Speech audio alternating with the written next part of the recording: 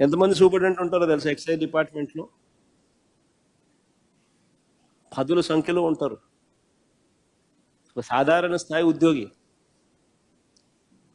అనూష అని ఇంకొక అమ్మాయి ఎవరు, ఆమె చిన్న క్లరికల్ ఉద్యోగి, అది కూడా అవుట్ సోర్సింగ్ ఉద్యోగి.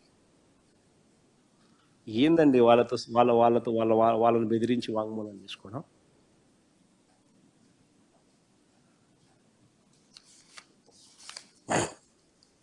ఇక బ్రేవరేజెస్ కార్పొరేషన్ ఎండీగా పనిచేసిన వాసుదేవ్ రెడ్డి, ఈ ప్రభుత్వం తనను వేధిస్తుందని హైకోర్టులో 3 సార్లు యాంటిసిపేటరీ బెయిల్ పిటిషన్ ఫైల్ చేసినాడు ఈ మనిషి. ఈ ప్రభుత్వం తనను వేధిస్తా ఉందని, హెరాస్ చేస్తా ఉందని 3 సార్లు యాంటిసిపేటరీ బెయిల్ పిటిషన్ హైకోర్టులో ఫైల్ చేసినాడు. ఇలాంటి వ్యక్తిని బెదిరించి, భయపడిచ్చి, చివరకు లొంగ తీసుకుని, ఇలాంటి వ్యక్తి మళ్ళీ స్టేట్మెంట్ ఇచ్చిన తర్వాత ఈయన సెంట్రల్ గవర్నమెంట్కి మళ్ళీ వెనక్కి వెళ్ళిపోవడానికి ఎన్ఓసి ఇచ్చారు. అంతవరకు ఎన్ఓసి బ్లాక్ చేసి, ఇలాంటి వ్యక్తులు ఇచ్చే స్టేట్మెంట్కి ఏం వాల్యూ ఉంటుంది? బెదిరిస్తున్నారు, భయపడిస్తున్నారు, ఎన్ఓసీలు ఆపుతున్నారు. ఆయన నన్ను బెదిరిస్తున్నాడు అని హైకోర్టులో యాంటిసిపేటరీ బెయిల్ పిటిషన్ 3 సార్లు వేసుకున్నా కూడా దిక్కు దివానం లేదు. అలాంటి వ్యక్తులు ఇచ్చే స్టేట్మెంట్కి ఏం వాల్యూ ఉంటుంది? ఇంకొక ఆయన విజయసాయి రెడ్డి,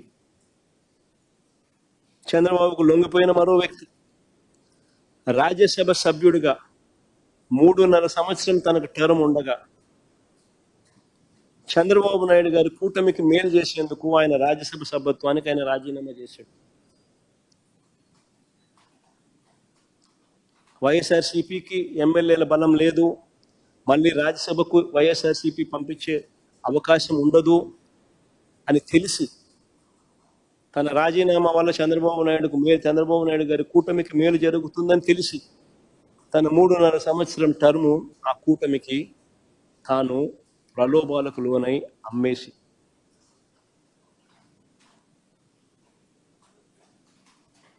అలాంటి వ్యక్తి ఇచ్చే స్టేట్మెంట్లకు ఏం వాల్యూ ఉంటుంది? అటువైపు నుంచి మనం కూడా ఇటువైపున ఏమన్నా తీసుకుని ఇటువైపున తీసుకొని ఇదే మాదిరిగానే చెప్పిస్తే వాల్యూ ఉంటుంది?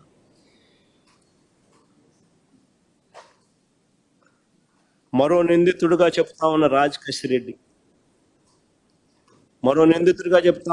కసిరెడ్డి, అసలు ఈయనకు బెవరేజెస్ కార్యకలాపాలకు ఏం సంబంధం? అసలు ఈయనకు బెవరేజెస్ కార్పొరేషన్కు సంబంధించిన వ్యవహారాలకు ఏం సంబంధం? ఐటీ రంగంలో అనుభవం ఉన్నవాడు, ఒక వ్యాపారస్తుడు, రాష్ట్ర ప్రభుత్వ సలహాదారుల్లో అనేక మందిలో ఒకడు. అది కేవలం 2 ఏళ్ల కాలంలో, అది 2 ఏళ్ల టైం, 2 years మాత్రమే, అది కూడా కోవిడ్ సమయంలో. విజయవాడకు వచ్చింది కూడా తక్కువే. 2 ఏళ్ల తర్వాత ఆయన సమయం కూడా పెంచింది లేదు, ఎక్స్టెన్షన్ ఇచ్చింది లేదు.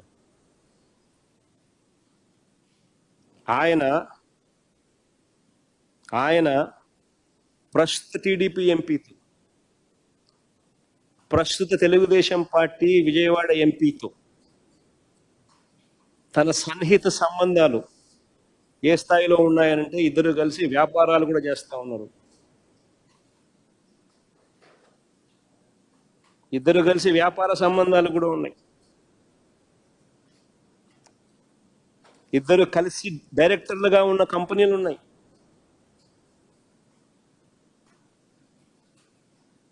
ఈ వ్యక్తి అయితే తెలుగుదేశం పార్టీకి సంబంధించిన సన్నిహిత సంబంధాలతో కలిసి ఉన్నాడు. ఈ వ్యక్తిని తీసుకొస్తే ఈ వ్యక్తిని సులభంగా ప్రలోభ పెట్టచ్చు అని ఈ వ్యక్తిని తీసుకొచ్చారు. ఈ వ్యక్తి మీద ఒత్తిడి తీసుకొచ్చి ప్రలోభాలు పెట్టి అప్రూవర్గా నేను మారుస్తాను, వ్యతిరేకంగా అబద్ధాలు చెప్పమనంటే, ఈయన అబద్ధం చెప్పకపోవడం వల్ల ఈయన అక్యూజ్డ్గా చేశారు అని స్వయంగా ఈయన సుప్రీంకోర్టులో కేసు వేసినాడు. సుప్రీంకోర్టులో this man is also filed the case.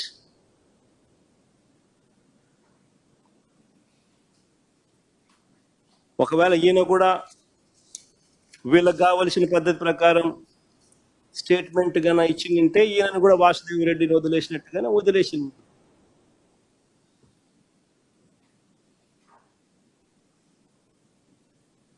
అంతే కదా. ఇలా చెయ్యాలనుకుంటే ఎవరి మీదైనా ఎవరైనా కూడా బేతాళ వ్యక్తి మనకు కథలు వేసి ఏమైనా చెప్పించవచ్చు. ఇలా కథలు అంటే ఒక్కొక్కసారి ఆశ్చర్యం కనిపిస్తుంది. అందరు ఎక్కడో కలిశారు అంటాడు. కలిస్తే గూగుల్ టేక్అవుట్స్లో ఉండవా? అందరు కలిసినట్టు చూపించలేరా గూగుల్ టేక్అవుట్స్లో అందరు కలిసి కూర్చున్నట్టు?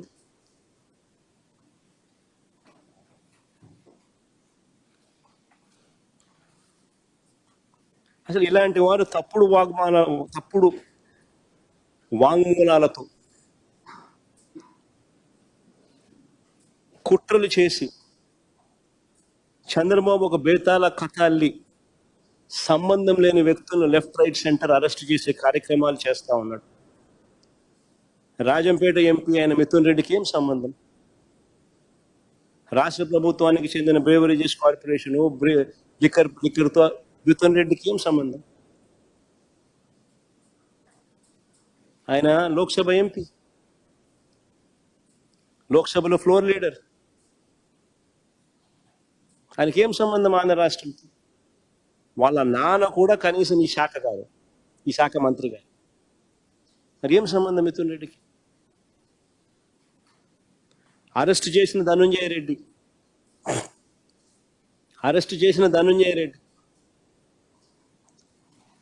ఓఎస్డి కృష్ణమోహన్ రెడ్డి,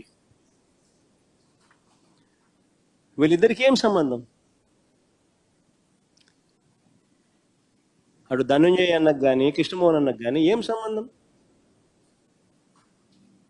అసలు ఒక్క ఫైల్ అయినా సీఎంఓకి వచ్చినట్టు ఒక్క సంతకమైనా చూపించగలుగుతారా అని అడుగుతున్నా ఉన్నా. సవాల్ విసురుతా ఉన్నా చంద్రబాబు నాయుడు.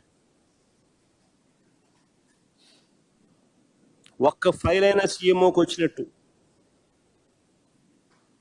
సంతకమైనా చూపించగలుగుతారని అడుగుతా ఉన్నా. ఒక్క సంతకం. అసలు ధనుంజయ రెడ్డి కనీసం ఎక్సైజ్ శాఖ కూడా చూసేవాడు కాదు. మరి ఏం సంబంధం?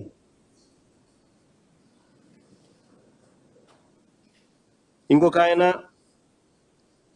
బాలాజీ గోవిందప్ప, ఇంకొక ఆయన ఒక మల్టీనేషనల్ కంపెనీ, వికాట్ అనే మల్టీనేషనల్ కంపెనీ,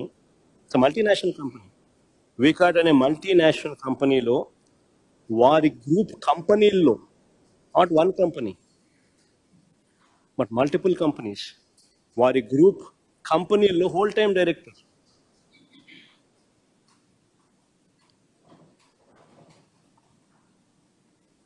ఆయన ఏపీలోనే ఉండరు. ఆయన వికాట్ గ్రూప్ కంపెనీల్లో హోల్ టైం డైరెక్టర్. వికా అనేది యూరప్లోనే టాప్ 5 సిమెంట్ కంపెనీల్లో ఒక company. వికాట్.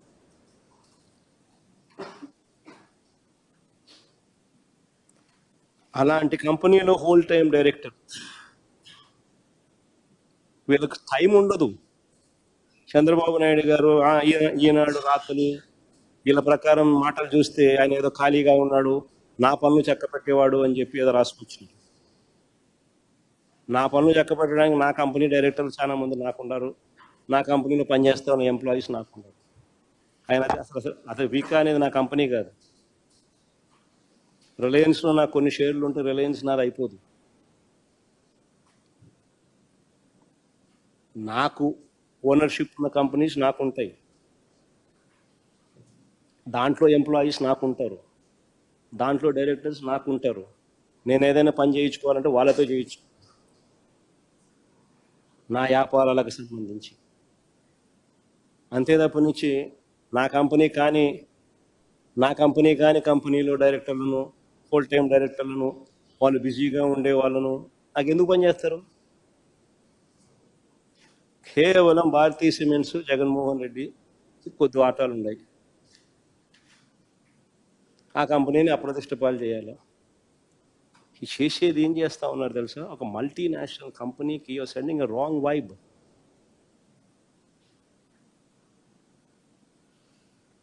It is 5th largest cement company in Europe. 12 దేశాల్లో వాళ్ళకు ఆపరేషన్స్ ఉన్నాయి. ఇప్పటికే జిందాన్లు బెదరగొట్టినారు. సజ్జన్ జిందాన్లు ఇప్పుడే బెదరగొట్టినారు.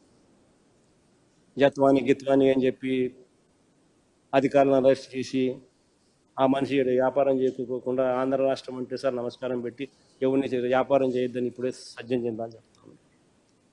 అరబిందో వాళ్ళు ఇప్పటికీ నమస్కారం పెడతా ఉన్నారు చంద్రబాబు నాయుడు.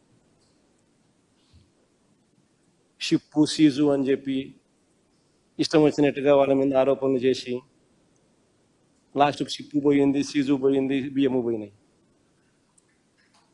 వాళ్ళేమో చంద్రబాబు నాయుడు ఇప్పుడు ఆంధ్ర రాష్ట్రంలో ఉంటే నమస్కారం స్వామి మేము వ్యాపారం చేయలేమంట. ఇప్పుడు నెక్స్ట్ వీళ్ళు ఈ మల్టీనేషనల్ కంపెనీ ఫ్రాన్స్లో one of the biggest companies, యూరోప్లో టాప్ 5 సిమెంట్ కంపెనీల్లో ఒకటి. వీళ్ళు ప్రపంచానికి చెప్తారు ఆంధ్ర రాష్ట్రం నమస్కారం స్వామి ఈ వ్యాపారాలే వద్దు అని.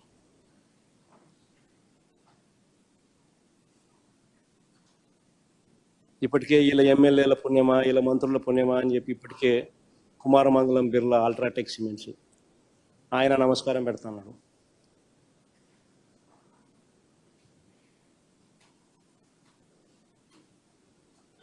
అసలు ఏదైనా మనం చేసే పనుల వల్ల పరిశ్రమలు రావాలా, వాళ్ళకు ప్రోత్సాహం ఇవ్వాలా. ఎలా వాళ్ళందరినీ ఇబ్బంది పెట్టాలా, ఎలా వాళ్ళ పరువును తీయాలా, ఎలా వాళ్ళందరినీ ఇబ్బందికర పరిస్థితిలోకి నెట్టాలా అని చెప్పి చూస్తే nobody will come to Andhra Pradesh.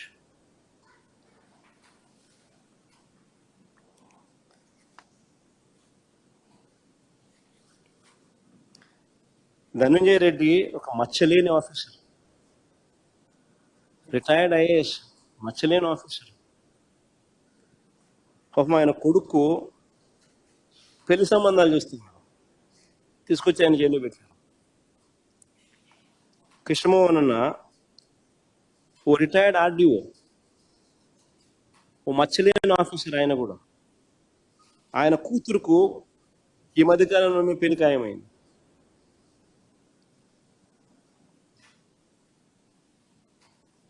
Balaji Govindappa పాపం ఆయన కూతురుకు ఆయన కూడా ఈ మధ్యకాలంలో పెళ్లి ప్రయత్నాలు మొదలుపెట్టాడు. ఎక్కడికి పోతా ఉన్నాం మనం? ఇంకొక ఆఫీసర్ పిఎస్ఆర్ ఆంజనేయులు, డీజీ స్థాయి ఆఫీసర్, ఐపీఎస్, తీసుకొని వచ్చి జైల్లో పెట్టారు. Never in the history of Andhra Pradesh you have seen IAS ఐపీఎస్లో జైల్లో పెట్టడం. పిఎస్ఆర్ ఆంజనేయులు ఐపీఎస్, డీజీ స్థాయి అధికారిని జైల్లో పెట్టారు. ఆయనకు పాపం ఆయన రెండో కొడుకు పెళ్లి ఖాయమైంది.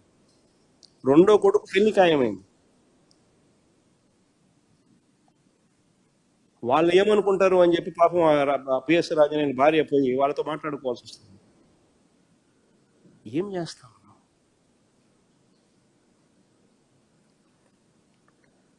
సునీల్ డీజీ స్థాయి officer, IPS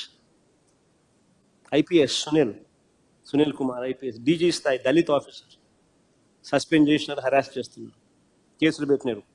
Sanjay additional DG Dalit officer, suspended, harassed, కేసులు పెట్టినారు. విజయ్ పాల్ ఏఎస్పీ తప్పుడు కేసులతో అరెస్టు, హెరాస్మెంట్.